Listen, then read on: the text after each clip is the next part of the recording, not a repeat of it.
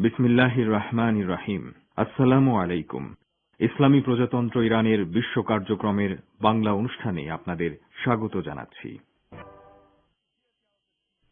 শ্রোতা ভাই বোনেরা, এখন পরিবেশিত হচ্ছে পবিত্র কোরআনের তিলাওয়াত।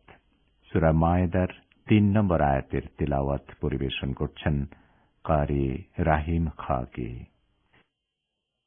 আউযু বিল্লাহি মিনাশ শাইতানির রাজীম। বিসমিল্লাহির রহমানির রহিম। حرمت عليكم الميتة والدم ولحم الخنزير وما أهل لغير الله به والمنخنقة والموقوذة والمتردية والنطيحة وما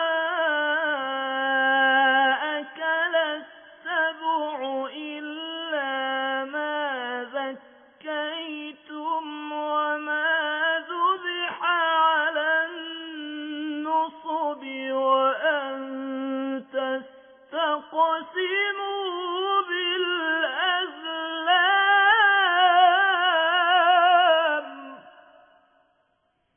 ذلكم فسق. اليوم يئس الذين كفروا من دينكم فلا تخشوهم واخشون.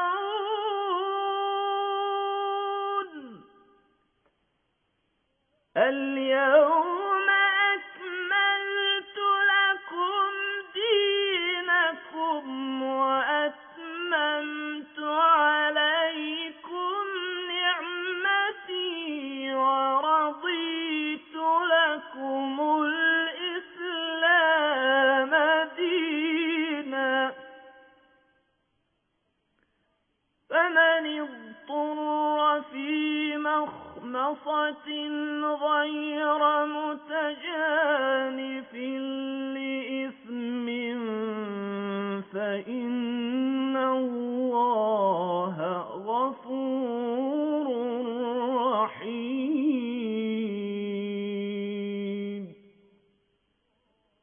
صدق الله العلي العظيم.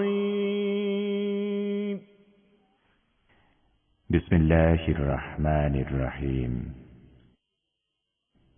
তোমাদের জন্য হারাম করে দেওয়া হয়েছে মৃত জীব, রক্ত, শূকরের গোশত, আল্লাহ ছাড়া অন্য কারোর নামে জবাই করা জীব এবং কণ্ঠ রুদ্ধ হয়ে, আহত হয়ে, উপর থেকে পড়ে গিয়ে বা ধাক্কা খেয়ে মরা অথবা কোনো হিংস্র প্রাণী চিরে ফেলেছে এমন জীব, তোমরা জীবিত পেয়ে যাকে জবাই করেছ সেটি ছাড়া। আর যা কোনো বেদিমূলে জবাই করা হয়েছে তাও তোমাদের জন্য হারাম করে দেওয়া হয়েছে। এছাড়াও স্বর নিক্ষেপের মাধ্যমে নিজেদের ভাগ্য নির্ণয় করাও তোমাদের জন্য জায়েজ নয়। এগুলো ফাসিকি কাজ। আজ তোমাদের দ্বীনের বিরুদ্ধাচরণের ব্যাপারে কাফেররা পুরোপুরি নিরাশ হয়ে পড়েছে। কাজেই তোমরা তাদেরকে ভয় করো না, বরং আমাকে ভয় করো। আজ আমি তোমাদের জন্য তোমাদের দ্বীনকে পরিপূর্ণ করে দিয়েছি, আমার নিয়ামত তোমাদের প্রতি সম্পূর্ণ করেছি এবং তোমাদের জন্য ইসলামকে তোমাদের দ্বীন হিসেবে গ্রহণ করে নিয়েছি। কাজেই তোমাদের উপর হালাল ও হারামের যে বিধিনিষেধ আরোপ করা হয়েছে তা মেনে চলো। তবে যদি কোনো ব্যক্তি ক্ষুধার জ্বালায় বাধ্য হয়ে ওইগুলোর মধ্য থেকে কোনো একটি জিনিস খেয়ে নেয় গুনাহের প্রতি কোনো আকর্ষণ ছাড়াই, তাহলে নিঃসন্দেহে আল্লাহ ক্ষমাশীল ও অনুগ্রহকারী। সাদাকাল্লাহুল আলিয়্যুল আযীম। শ্রোতা বন্ধুরা, অর্থসহ পবিত্র কোরআনের তেলাওয়াত শুনলেন। আজ শনিবার 27 মার্চ 13 চৈত্র এবং ফার্সি 7 ফারভার দিন। রেডিও তেহরানের সান্ধ্য অধিবেশনের বাংলা অনুষ্ঠানে আপনাদের সবাইকে স্বাগত জানাচ্ছি। আমি রেজওয়ান হোসেন। বাংলাদেশ ও ভারতের শ্রোতারা সান্ধ্য অধিবেশন শুনতে পাবেন শর্টওয়েভ 49 মিটার ব্যান্ডে 6150 কিলোহার্টজে এবং সৌদি আরবে শোনা যাবে শর্টওয়েভ 31 মিটার ব্যান্ডে 9870 কিলোহার্টজে। ইন্টারনেটে আমাদের অনুষ্ঠান শোনার ঠিকানা parstoday.com/bn। ফেসবুকে সরাসরি শুনতে পাবেন এই ঠিকানায় facebook.com/radio tehran bn। এবারে আজকের অনুষ্ঠান সূচি জানিয়ে দিচ্ছি। শুরুতেই রয়েছে বিশ্ব সংবাদ, এরপর সংবাদ ভাষের অনুষ্ঠান দৃষ্টিপাতে, জেনেভায় একতরফা নিষেধাজ্ঞার বিরুদ্ধে প্রস্তাব পাশ এবং ভারতের প্রধানমন্ত্রীর বাংলাদেশ সফর সম্পর্কে আলাদা দুটি প্রতিবেদন শুনতে পাবেন। দৃষ্টিপাতের পর থাকবে ইরান পরিচিতিমূলক ধারাবাহিক অনুষ্ঠান ইরান ভ্রমণ। কথাবার্তার পর প্রান্তিক আয়োজনে রয়েছে ইরান ইরাক যুদ্ধের ইতিহাস শীর্ষক ধারাবাহিক আলোচনা। সবশেষে সংক্ষিপ্ত সংবাদ।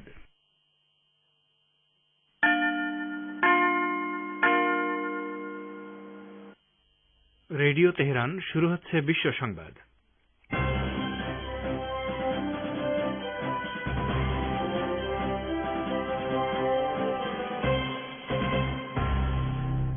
প্রথমেই সংবাদ শিরোনাম।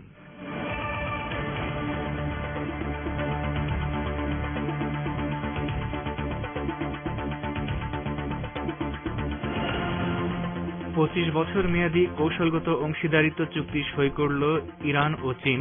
চুক্তিতে রয়েছে রাজনৈতিক ও অর্থনৈতিক সম্পর্কের একটি পূর্ণাঙ্গ রোডম্যাপ। ইউরোপীয় দেশগুলোকে মেরুদণ্ড সোজা করার আহ্বান জানালো ইরান। অন্য দেশের অভ্যন্তরীণ বিষয়ে মার্কিন হস্তক্ষেপ বন্ধ হবে না বলেও মন্তব্য। বাংলাদেশে করোনা সংক্রমণের ঊর্ধ্বগতি অব্যাহত, আরও 39 জনের মৃত্যু। আইসিইউতে রোগীদের স্থান দিতে হিমশিম খাচ্ছে হাসপাতাল কর্তৃপক্ষ। এবং ভারতের প্রধানমন্ত্রীর পাসপোর্ট ভিসা বাতিল করার দাবি মমতার। বাংলাদেশ সফরে গিয়ে মোদি নির্বাচনী বিধি ভঙ্গ করেছেন বলে অভিযোগ।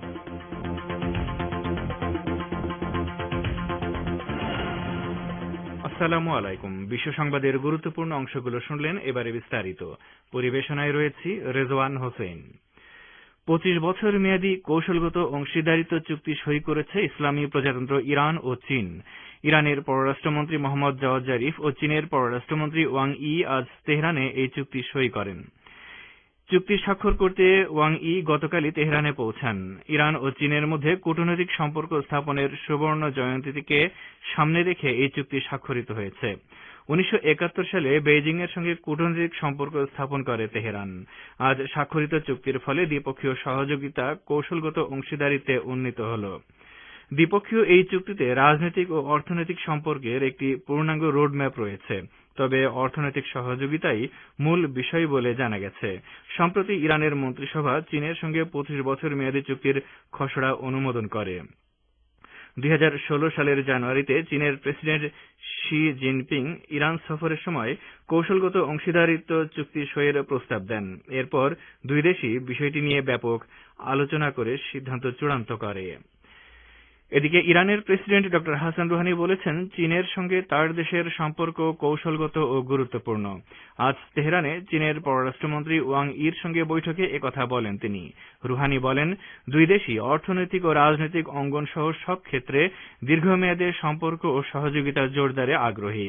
রুহানি আন্তর্জাতিক ফোরামে বিশেষ করে পরমাণু সমঝোতা ও মার্কিন আধিপত্যকামিতার মোকাবেলায় ইরানের অবস্থানের প্রতি চীনের সমর্থনের প্রশংসা করেন।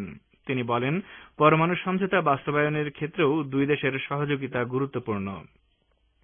এ সময় চীনের পররাষ্ট্রমন্ত্রী ওয়াং ই বলেন, চীন সবসময় ইরানের সঙ্গে সম্পর্ক উন্নয়নকে গুরুত্ব দিয়েছে এবং মার্কিন নিষেধাজ্ঞার বিরোধিতা করে এসেছে। ইরানের বিরুদ্ধে আমেরিকার সর্বোচ্চ চাপ প্রয়োগের নীতির সমালোচনা করে তিনি বলেন, আমেরিকার সর্বোচ্চ চাপ হচ্ছে একটি মানবতা বিরোধী পদক্ষেপ। আন্তর্জাতিক অঙ্গনে এর প্রতি সমর্থন নেই।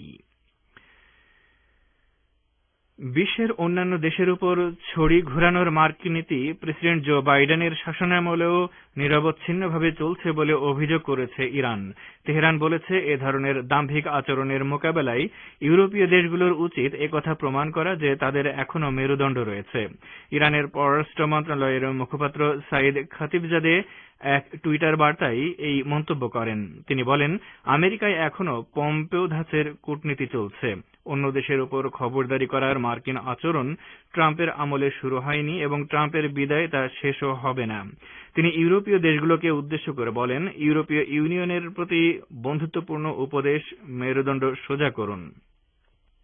মার্কিন পররাষ্ট্রমন্ত্রী অ্যান্টনি ব্লিংকেনের এক বক্তব্যের জবাব দিতে গিয়ে দৃশ্যত খাতিবজাদে নিজের অফিসিয়াল টুইটার পেজে এই পোস্ট দিয়েছেন।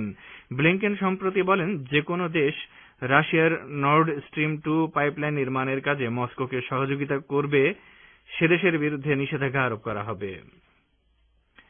আপনারা বিশ্ব সংবাদ শুনছেন রেডিও তেহরান থেকে, আর প্রচারিত হচ্ছে শর্টওয়েভ 31 মিটার ব্যান্ডে। বাংলাদেশে করোনা ভাইরাস সংক্রমণের ঊর্ধ্বগতি অব্যাহত রয়েছে এবং গত 24 ঘণ্টায় আরও 39 জনের মৃত্যু হয়েছে। এদিকে করোনা রোগীদের চিকিৎসার জন্য নির্ধারিত রাজধানীর 9টি সরকারি হাসপাতালের আইসিইউতে রোগীদের স্থান দিতে হিমশিম খাচ্ছে হাসপাতাল কর্তৃপক্ষ। এ সম্পর্কে বিস্তারিত জানাচ্ছেন ঢাকা থেকে আব্দুর রহমান খান। বাংলাদেশে করোনা ভাইরাস সংক্রমণের ঊর্ধ্বগতিতে গত 24 ঘণ্টায় 3,674 জনের দেহে করোনা সংক্রমণ শনাক্ত হয়েছে, আর এ সময় মারা গেছেন 39 জন। আজ শনিবার স্বাস্থ্য অধিদপ্তরের নিয়মিত সংবাদ বিজ্ঞপ্তিতে এই তথ্য জানানো হয়েছে। গত 5 দিন ধরে করোনা শনাক্তের সংখ্যা প্রতিদিনই 3,500-এর বেশি থাকছে। এর আগে গত 15 ডিসেম্বর করোনায় আক্রান্ত হয়ে 40 জনের মৃত্যু হয়েছিল।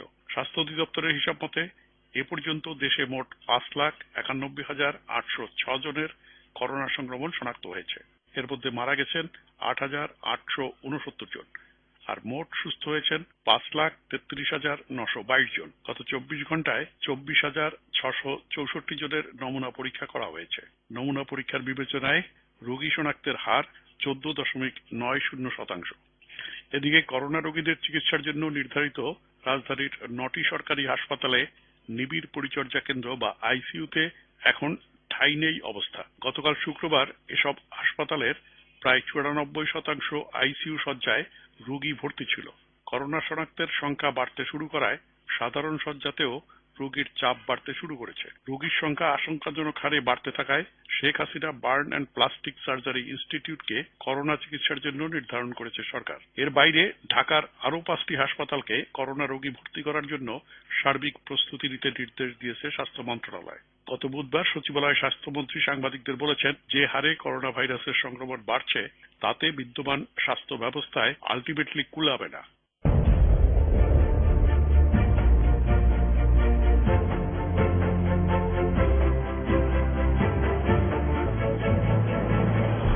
রেডিও তেহরান, খবরের সঙ্গে 24 ঘণ্টা।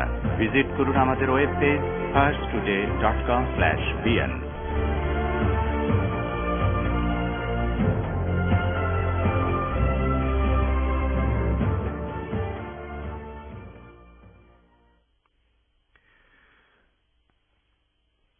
ফিরে আসি বিশ্ব সংবাদে। বাংলাদেশে আগামীকাল রোববার ডাকা হরতালে বাধা দিলে সরকার পতনের আন্দোলনের হুঁশিয়ারি দিয়েছেন হেফাজতে ইসলামের কেন্দ্রীয় যুগ্ম মহাসচিব ফজলুল করিম কাসেমি।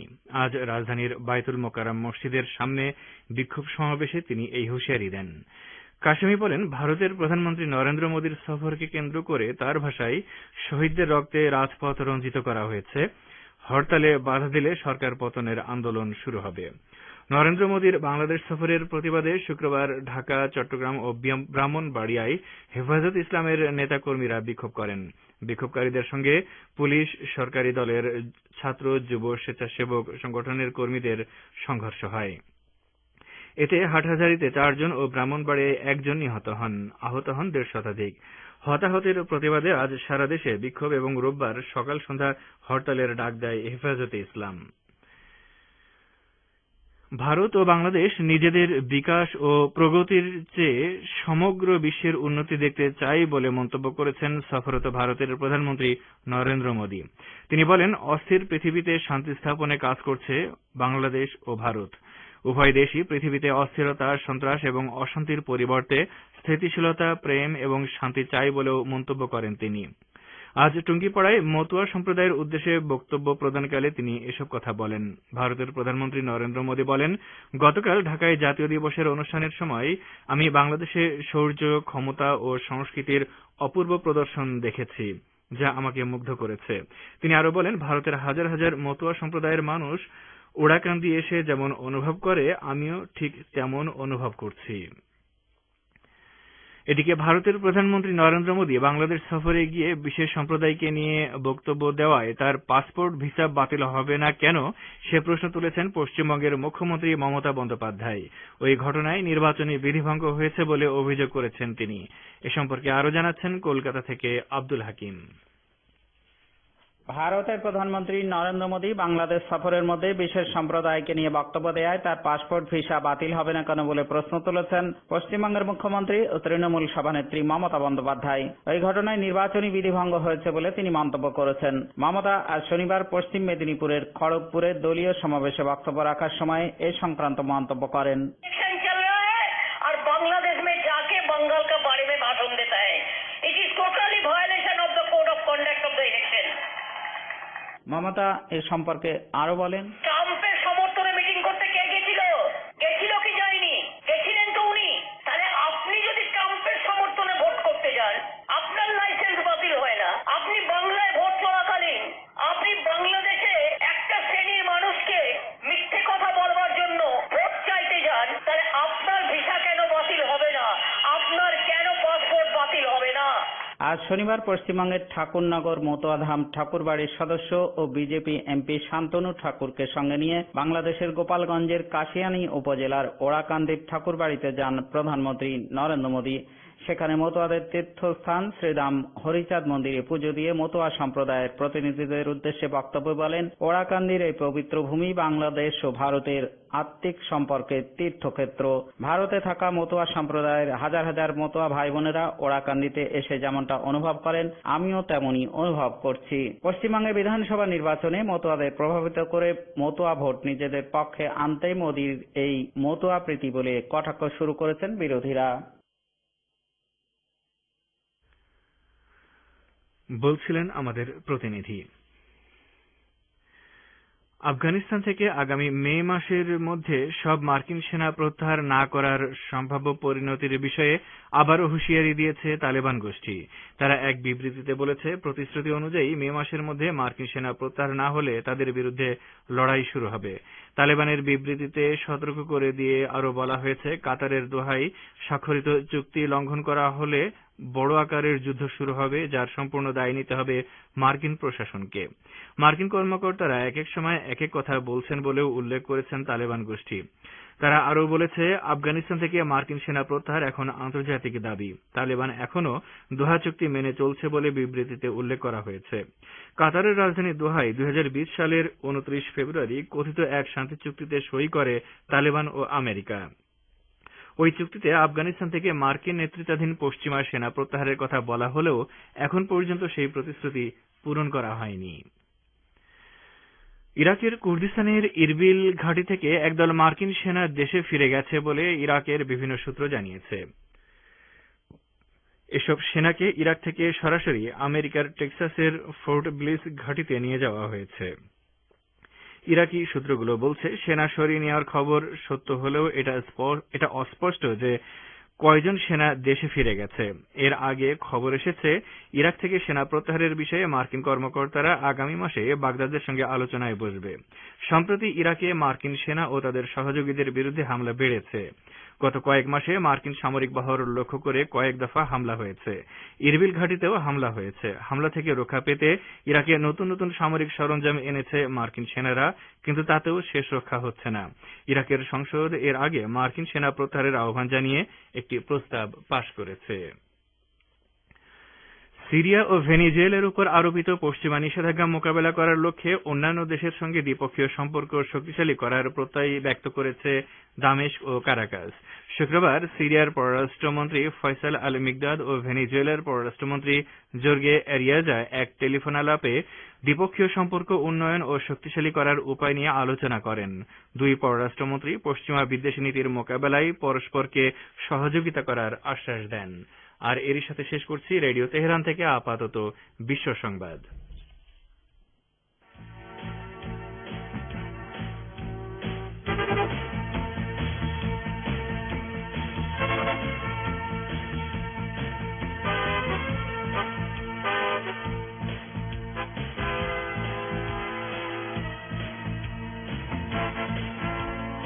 বিশ্ব সংবাদ শুনলেন রেডিও তেহরান থেকে।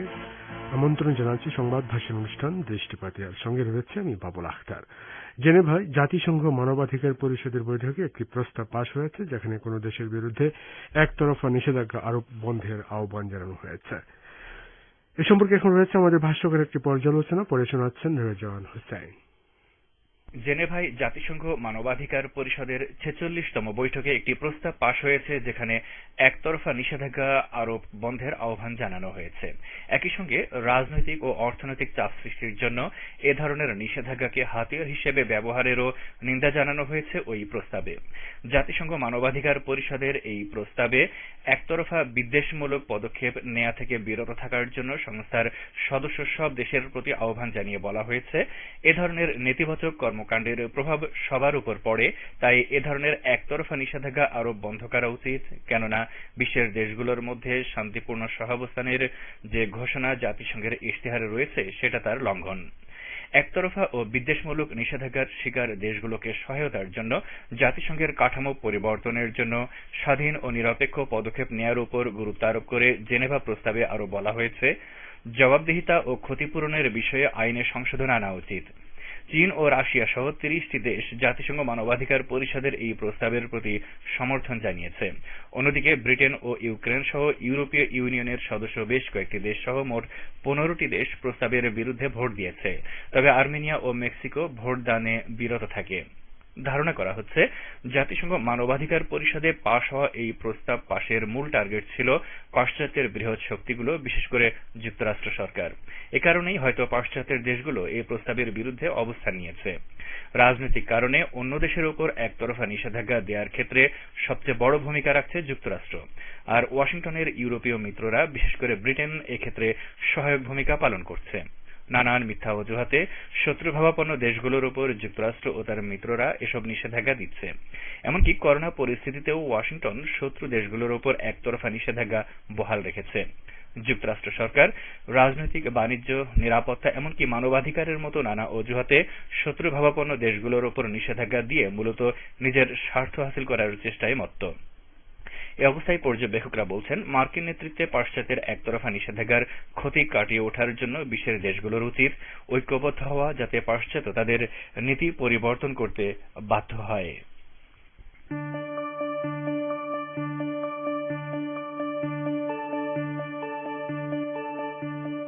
আপনারা রেডিও তেহরানের অনুষ্ঠান শুনছেন সরাসরি তেহরান স্টুডিও থেকে। ইন্টারনেটে আমাদের অনুষ্ঠান প্রতিদিন শুনুন এই ঠিকানায় parstoday.com/bn। ফেসবুক লাইভে যোগ দিন এই ঠিকানায় facebook.com/রেডিও তেহরান bn। আমাদের কাছে ইমেল করার ঠিকানা radioteheran1982@gmail.com। দৃষ্টিপাতে এবার বাংলাদেশ প্রসঙ্গ। বাংলাদেশের স্বাধীনতার সুবর্ণ জয়ন্তী ও বঙ্গবন্ধুর জন্মশতবার্ষিকী উপলক্ষে ভারতের প্রধানমন্ত্রী নরেন্দ্র মোদীর 2 দিনের বাংলাদেশ সফর নিয়ে রাজনীতিতে মিশ্র প্রতিক্রিয়ার সৃষ্টি হয়েছে। তার সফরের বিরুদ্ধে বাংলাদেশের ইসলামী দলগুলো সহ বিভিন্ন রাজনৈতিক দল ও সংগঠন প্রতিবাদ বিক্ষোভে নেমেছে।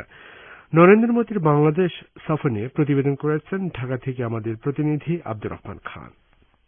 বাংলাদেশের স্বাধীনতার সুবর্ণ জয়ন্তী এবং বঙ্গবন্ধুর জন্ম শতবার্ষিকী উপলক্ষে 2 দিনের বাংলাদেশ সফর শেষ করেছেন ভারতের প্রধানমন্ত্রী নরেন্দ্র মোদী।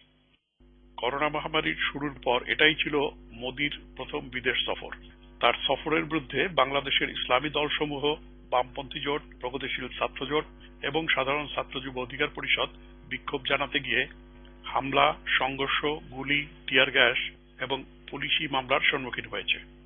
গতকাল চট্টগ্রামের হাটহাজারীতে প্রতিবাদ বিক্ষোভ করতে গিয়ে পুলিশের গুলিতে অন্তত 4 জন নিহত হয়েছে।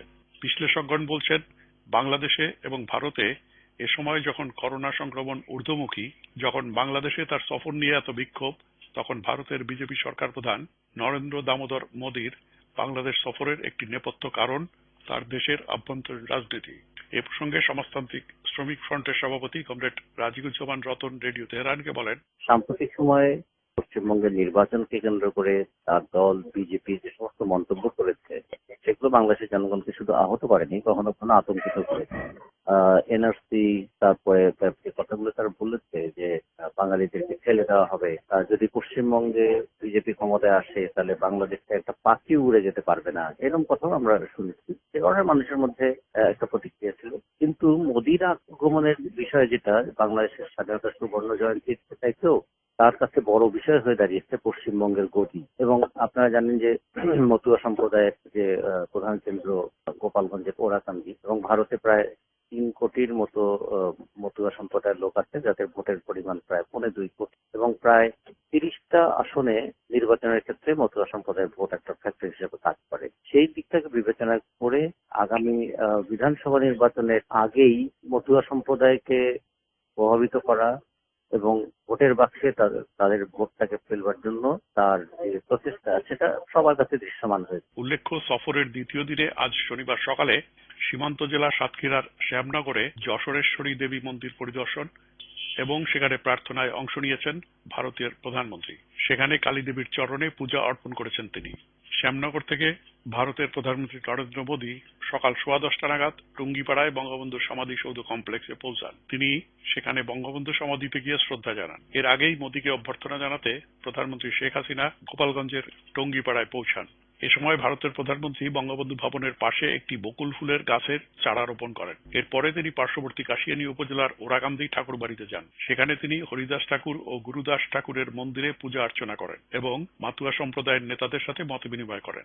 সাতক্ষীরা এবং গোপালগঞ্জের পূজা অর্চনা শেষে নরেন্দ্র মোদী আজ দুপুরে ঢাকায় ফিরে আসেন। বিকেলে তিনি প্রধানমন্ত্রী শেখ হাসিনার সঙ্গে তার কার্যালয়ে আনুষ্ঠানিক আলোচনায় বসেন। রাতেই নিজ দেশে ফিরে যাবার কথা রয়েছে ভারতের প্রধানমন্ত্রী নরেন্দ্র দামোদর মোদীর।